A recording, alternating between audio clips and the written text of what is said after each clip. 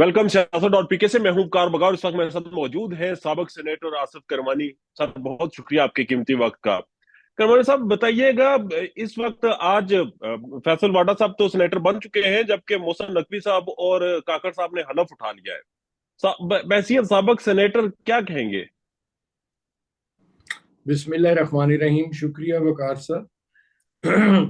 देखें जी, अब क्या कह सकते हैं। सूरत हाल आपके सामने है।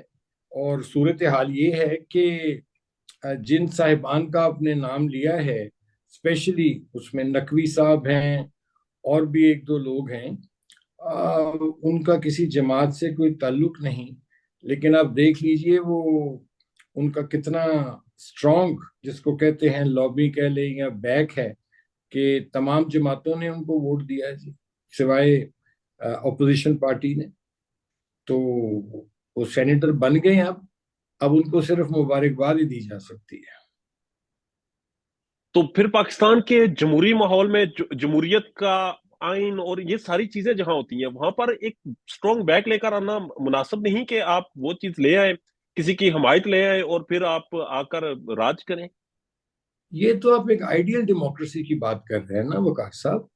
जी। पाकिस्तान जैसे मुआशरे में तो मुझे नहीं याद पड़ता कि कभी भी कोई जेन्युइन या आइडियल डेमोक्रेसी या इंडिपेंडेंट डेमोक्रेसी, जमहूरियत जिसको आप बोलते हैं, वो कभी रही है।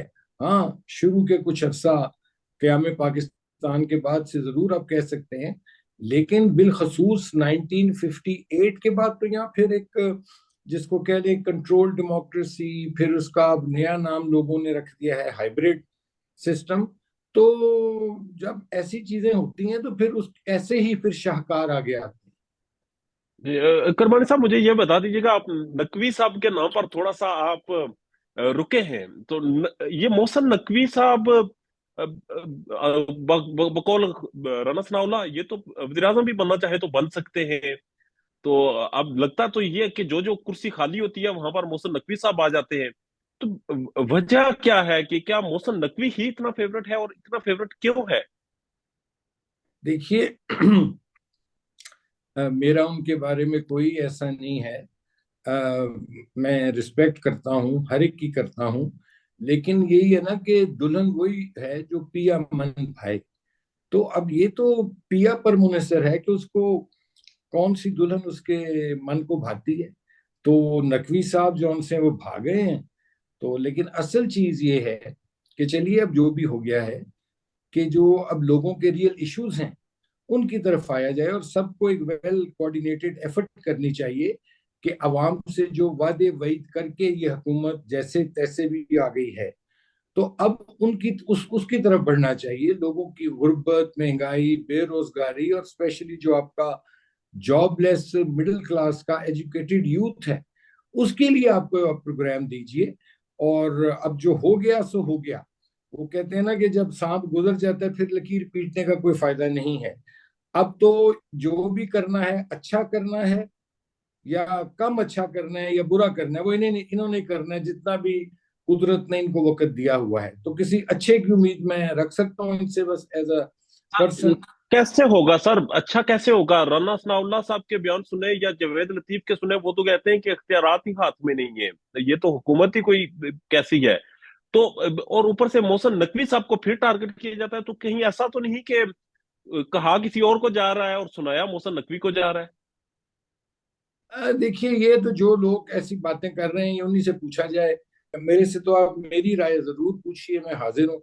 ये एक ऐसा सिस्टम है, इतना मैं जरूर कह सकता हूँ कि ये एक ऐसा सिस्टम है जो कि एक म्यूचुअल, एक समझ लें कॉम्प्रोमाइज से, एक म्यूचुअल अंडरस्टैंडिंग से, एक एक जिसको मैरिज ऑफ कन्वीनियंस भी बोलते हैं, या मैरिज ऑफ कॉम्प्रोमाइज बोलते हैं, या समझौते की कोई अरेंजमेंट है, वो सबको नजर आ रहा है। उसके उसकी वजह से ये वजूद में आया है।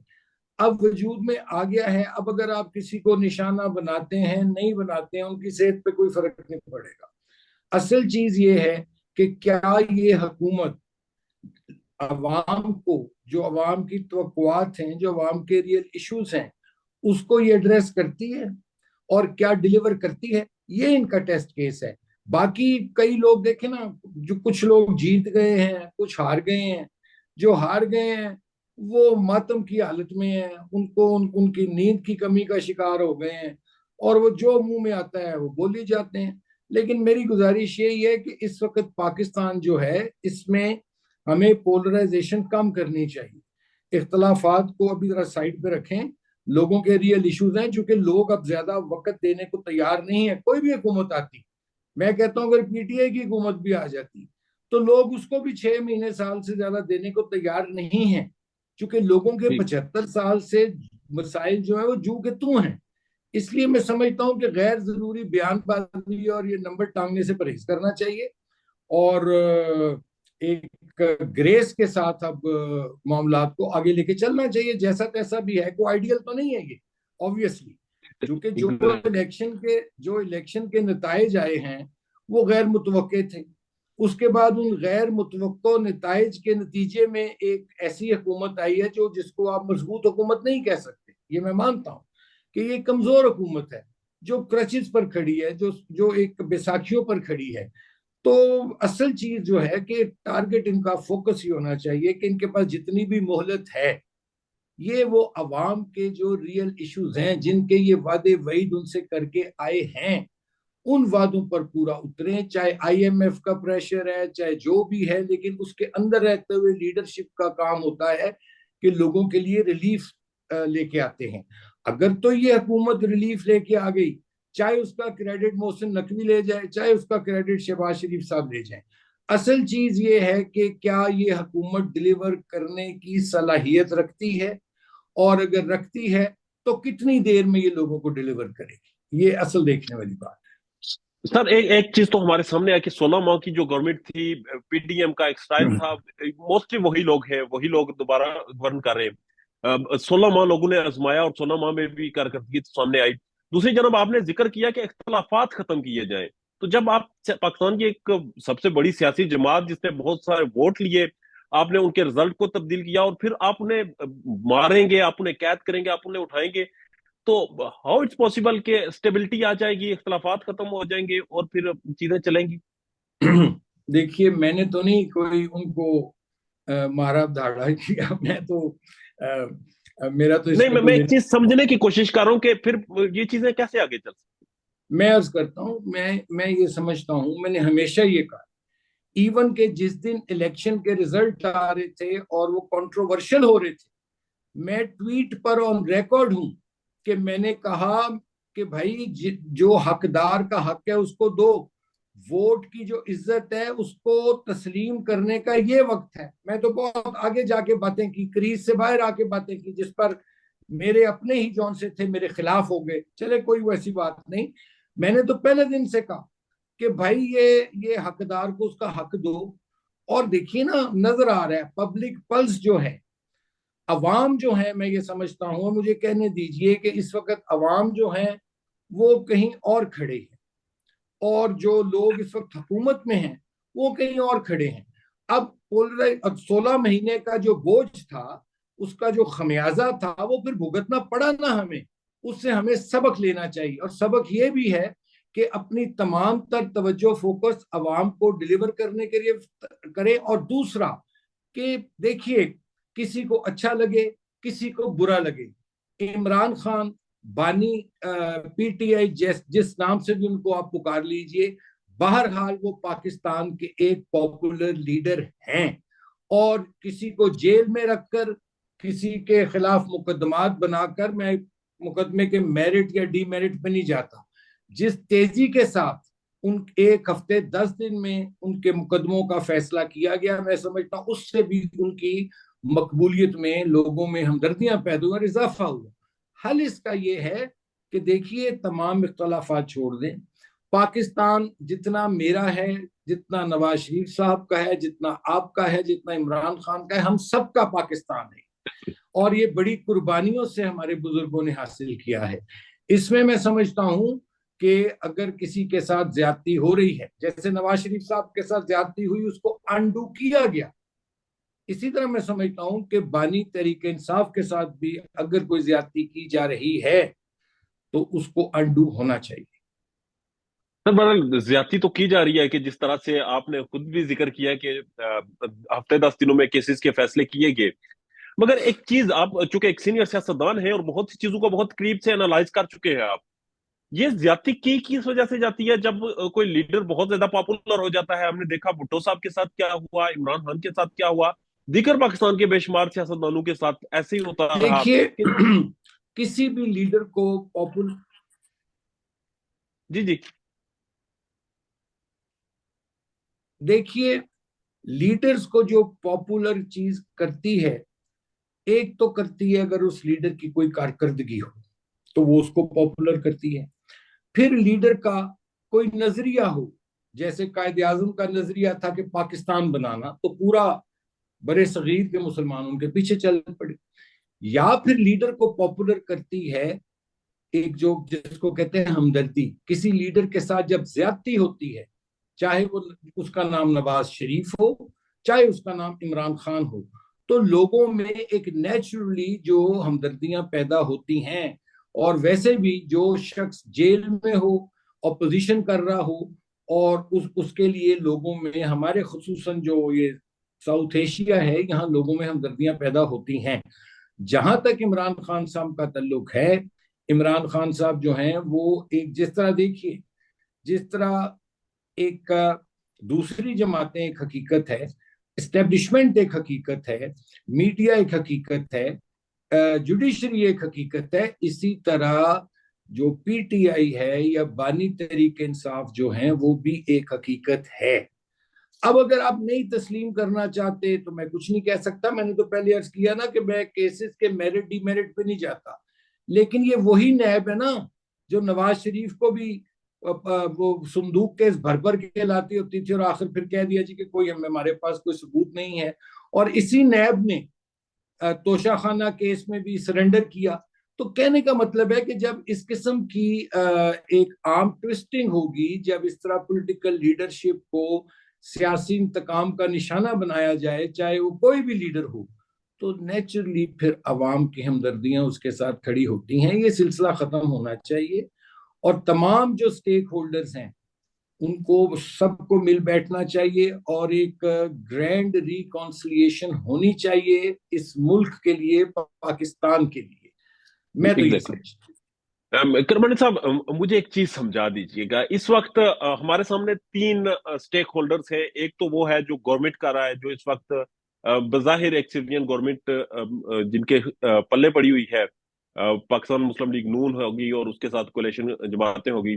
दूसरी जनाब इमरान खान है, जबकि इन सबके ऊपर इस्टेब्लिशमेंट है। इमरान खान वो है जिन्होंने अपने वोटर्स को अपने कंट्रोल में रखा हुआ है और अपना बयानिया उनका इतना मजबूत हो गया है कि अब लोग उनके साथ खड़े हैं।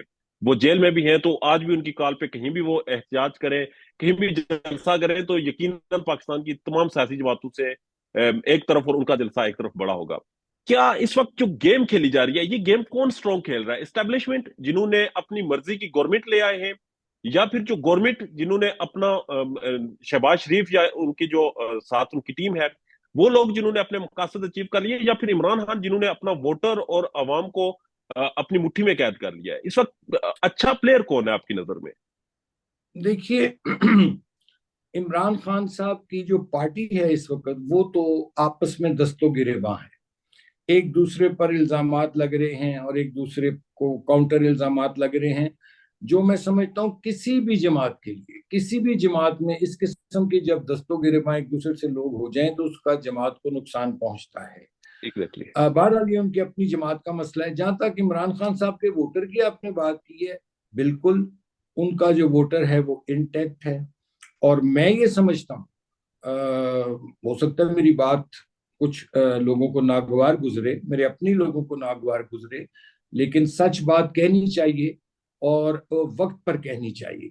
और मैं ये समझता हूँ कि इमरान खान इलेक्शनों के बाद इमरान खान साहब की जो हिमायत है, जो वोट है, उसमें इजाफा हुआ है। और याद रखिए मेरी एक बात, कि इस्टेब्लिशमेंट भी जौन सी है वो हमारी पाकिस्तान की इस्टेब्लिशमेंट है। वो भी पब्लिक पल्स से बहुत ज्यादा देर, मैं समझता हूं कि उसको वो दूर नहीं रह सकती है। क्योंकि पाकिस्तानी कौम और पाक फौज, मैं एक समझता हूं कि ये लाजिम मलजूम है, बल्कि पाकिस्तान और पाक फौज लाजिम मलजूम है। अनफॉर्चुनेटली बीच में ये जो 9 मई का वाकया हुआ, ये बहुत ही एक, मैं इसको सानेहा कहता हूं, ये जिसने भी किया, जैसे भी हुआ, ये बहुत एक खतरनाक चीज थी। लेकिन अब उसमें लोगों को रिलीफ भी मिलना शुरू हो गया है। तो मैं तो समझता हूं कि ये वक्त है कि इस वक्त पाकिस्तान को एक, जैसे पहले अर्ज किया मैंने, कि ग्रैंड रिकंसिलिएशन की जरूरत है। लेकिन अगर आप पब्लिक में जाएंगे तो वहां पब्लिक में तो इस वक्त, अगर आप मुझे मैं अगर कहूं ये, कि इस वक्त तो अगर पॉपुलर लीडर है कोई, चाहे हो सकता है मुझे ये बात अच्छी ना लगती हो, किसी और को भी अच्छी ना लगती हो, पॉपुलर लीडर अगर कोई है तो वो जेल में है इस वक्त, जिसको आप लोग कैदी नंबर 804 कहते हैं। तो ये सूरत हाल है और ये ग्राउंड रियलिटी है। और इस ग्राउंड रियलिटी का हमें बहुत जल्द हमें तदारुक करना चाहिए, बैठना चाहिए।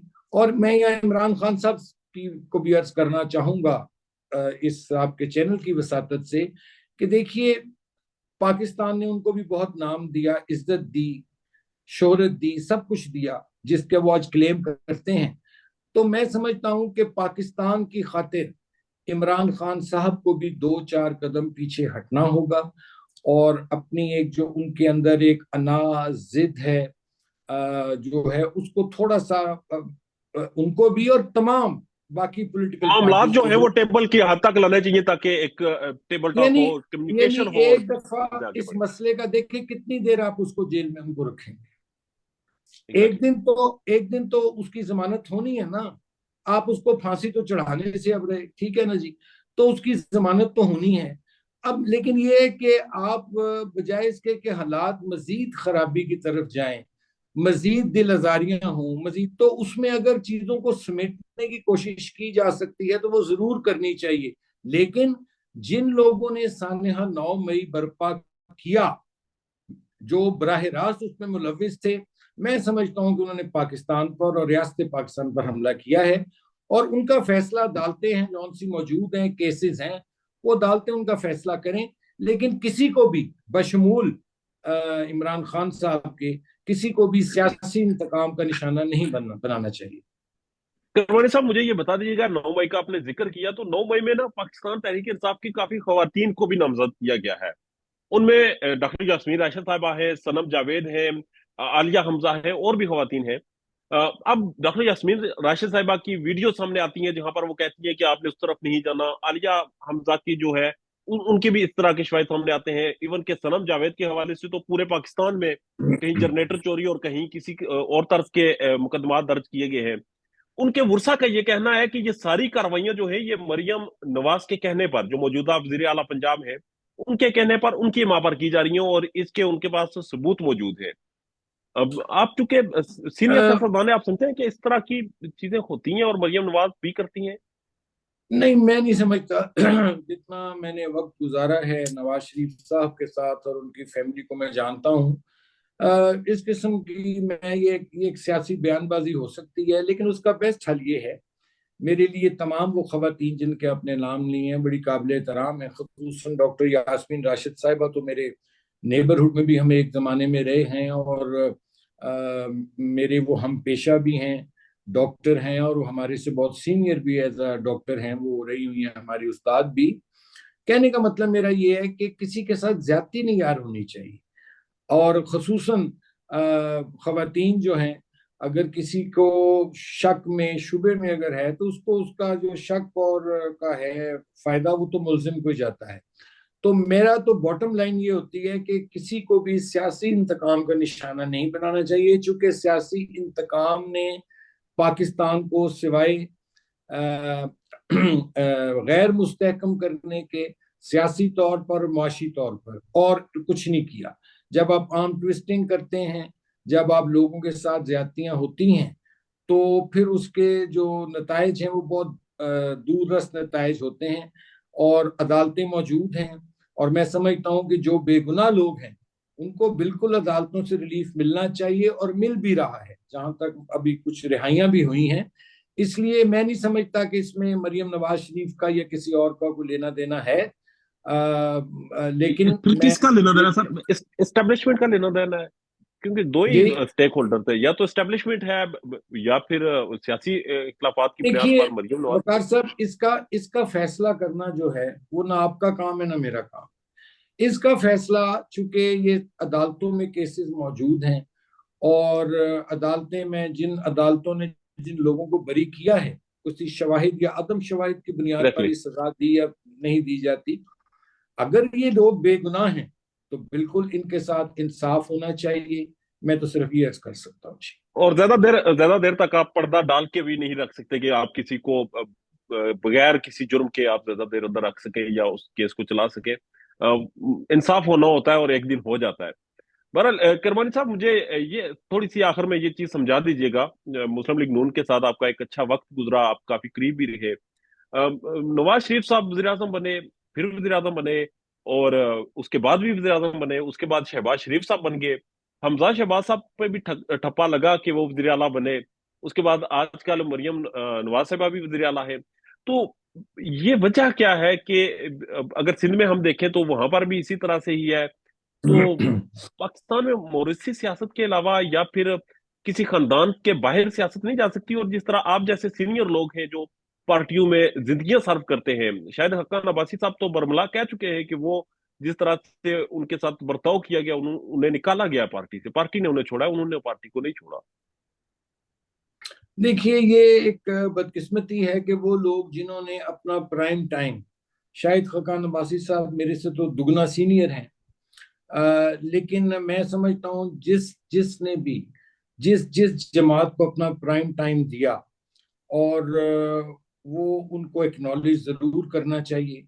बाकी जहां तक रह गई मौरूसी सियासत की बात, आइडियली स्पीकिंग ये नहीं होनी चाहिए, लेकिन बदकिस्मती से आप देखिए ना सिर्फ पाकिस्तान बल्कि आपके जो ये एशिया है, साउथ एशिया, इसमें बांग्लादेश है, इंडिया की मिसाल आप ले लीजिए, अब आके कहीं वो चेंज हुआ, वरना कई दहाइयां वहां भी नेहरू और गांधी खानदान ने हुकूमत की।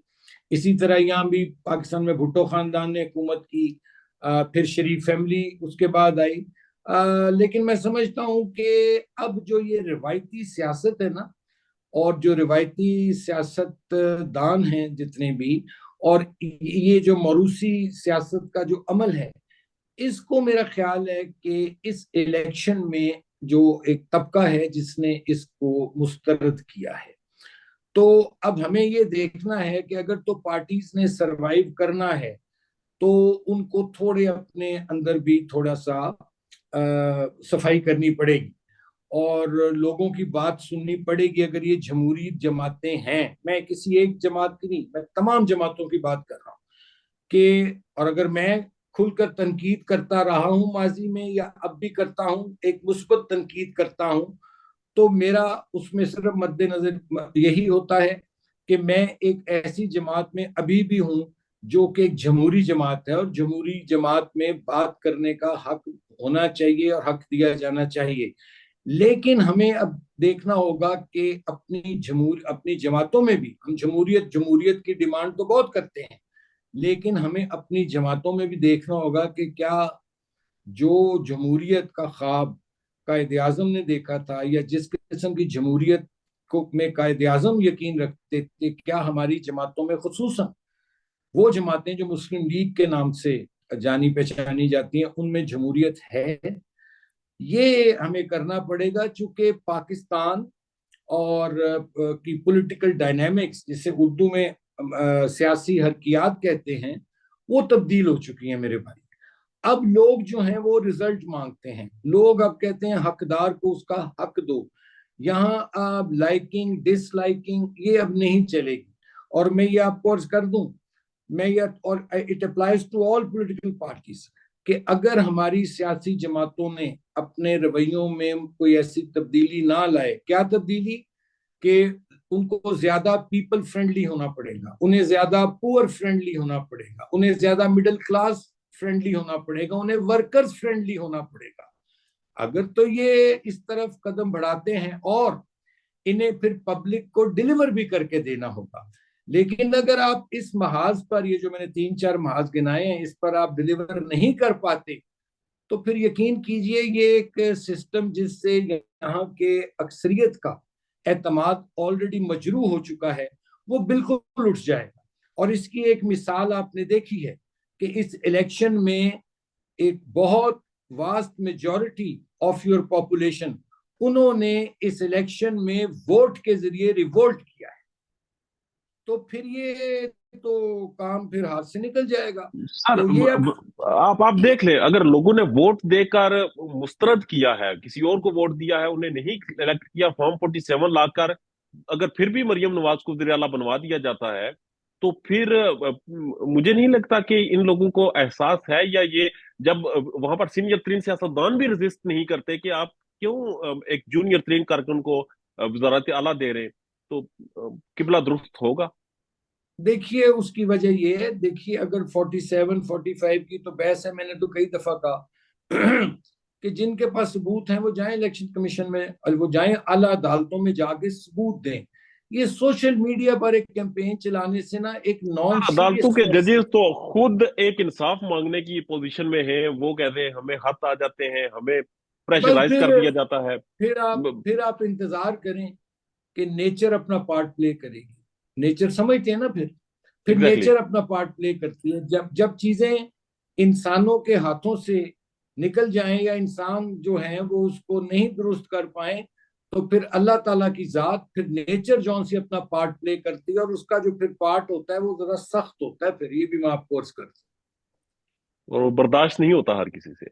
अल्लाह ना करे, अल्लाह करे कि हम लोगों को अल्लाह ताला अक्ल सलीम दे दे, और हम लोगों में जिन जिन मकासद के लिए हमारे बड़ों ने, बुजुर्गों ने कायद आजम की क़यादत में ये मुल्क हासिल किया था, कायद आजम के फरमुदात और अफकार की रोशनी में, आइन और कानून की रोशनी में इस मुल्क को आगे लेकर चले, तो फिर तो वो कहते हैं ना पंजाबी में सत्ते खैरा। तो अगर इसी तरह हमने अशराफिया जौन सी है, जो कि इस मुल्क की 2% अशराफिया है, अगर उसी का कैप्चर रहना है, अगर उसी का कब्जा रहना है इस मुल्क पर, और जो वसाइल हैं, यानी आप देखें ना जुल्म कितना है कि अरबों खरबों रुपए की सब्सिडी जो है वो अशराफिया को दी जाती है, यानी जिनको देनी एग्जैक्टली। चाहिए, जिनके जिनके लिए ये मुल्क बना था, गरीब और मिडिल क्लास के लिए, उसको तो रोटी के लाले पड़े हैं। उसको तो सड़क में लाइन में खड़ा होके थैलों, आटे का थैला लेने के लिए उसको अपनी इज्जत नफ्स का सौदा करना पड़ता है। उसके साथ सेल्फियां उतरवाई जाती हैं। शर्म आनी चाहिए इन लोगों को, जो लोग इस किस्म की ये फोटो सेशन करते हैं। तो जो अशराफिया को आपने अरबों खरबों का जो दे रहे हैं सब्सिडी, बंद करें उनकी, और वो इनको गरीबों को और मिडिल क्लास की तरफ रुख मोड़े उसका। फिर आप कह सर सकते हैं कि ये कायद आजम का उस्मान साहब, पाकिस्तान बना है। आखिर में एक शॉर्ट कमेंट कर दे।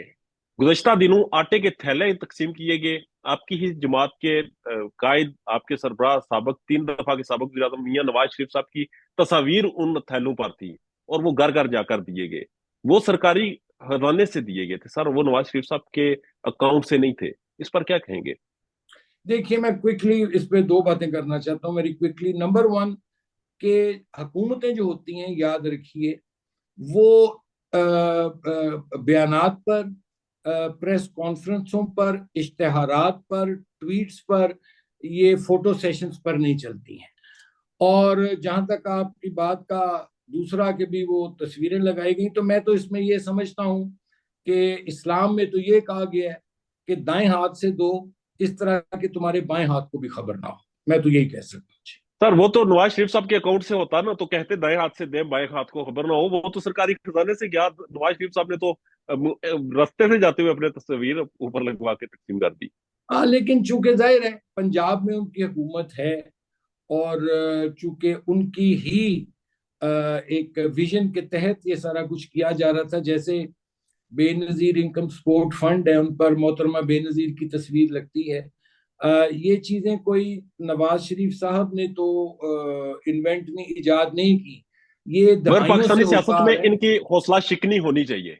लेकिन लेकिन मैंने तो अर्ज किया ना, लेकिन मैं वही कहता हूँ ना, मैंने इसीलिए कहा है कि क्वाइटली आपने अगर सरकारी सतह पर भी किसी की मदद करनी है, जाती सतह पर भी, तो असूल वही लागू होगा कि एक हाथ से दो, कि दूसरे हाथ को खबर ना हो, और दूसरा जिसको दे रहे हो उसकी इज्जत नफ्स को मजरू ना करो। जब उसके साथ तुम तस्वीर उतरवाते हो, तो वो जो तुम्हारी नेकी है वो उसी वक्त तुम्हारे लिए रिवर्स हो जाती है। मैं तो ये कहूंगा। आसिफ करमानी साहब, सर आपके कीमती वक्त का, आपकी राय का, आपके तजज़िये का बहुत शुक्रिया। जज़ाक। Thank you sir, thank you. Thank you sir.